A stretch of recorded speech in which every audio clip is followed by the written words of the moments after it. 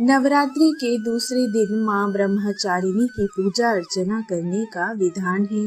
आपको बता दें कि ब्रह्मा का अर्थ तपस्या है और चारिणी का अर्थ है आचरण करने वाली, यानी तप का आचरण करने वाली देवी।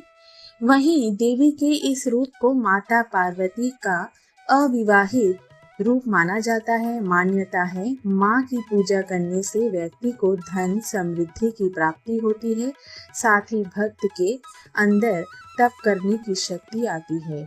वहीं अगर आप नवरात्रि के दिन माँ ब्रह्मचारिणी की पूजा अर्चना कर रहे हैं तो आपको यह व्रत कथा जरूर पढ़नी चाहिए। माँ ब्रह्मचारिणी की व्रत कथा।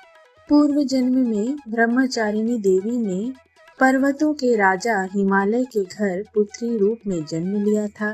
साथ ही नारद जी के उपदेश से भगवान शिव को पति रूप में प्राप्त करने के लिए घोर तपस्या की थी। इस कठिन तपस्या के कारण इन्हें तपचारिणी अर्थात ब्रह्मचारिणी नाम से जाना गया। 1000 वर्ष तक इन्होंने केवल फल फूल खाकर बिताए और 100 वर्षों तक केवल जमीन पर रहकर शाक पर निर्वाह किया। कुछ दिनों तक कठिन उपवास रखे और खुले आकाश के नीचे वर्षा और धूप के घोर कष्ट सहे। 3000 वर्षों तक टूटे हुए बिल्व पत्र खाए और भगवान शंकर की आराधना करती रही। इसके बाद तो उन्होंने सूखे बिल्व पत्र खाना भी छोड़ दिए। कई हजार वर्षों तक निर्जल और निराहार रहकर तपस्या करती रही। पत्तों को खाना छोड़ देने के कारण ही इनका नाम अपर्णा नाम पड़ गया।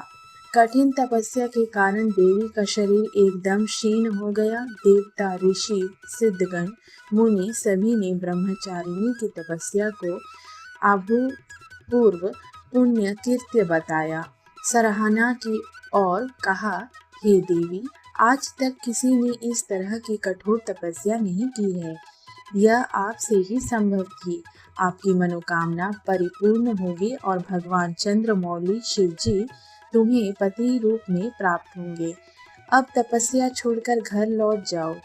जल्द ही आपके पिता आपको लेने आ रहे हैं।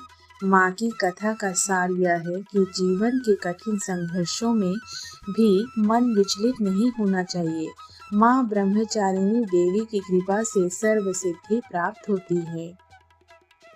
ओम देवी ब्रह्मचारिण्यै नमः। जय माता रानी।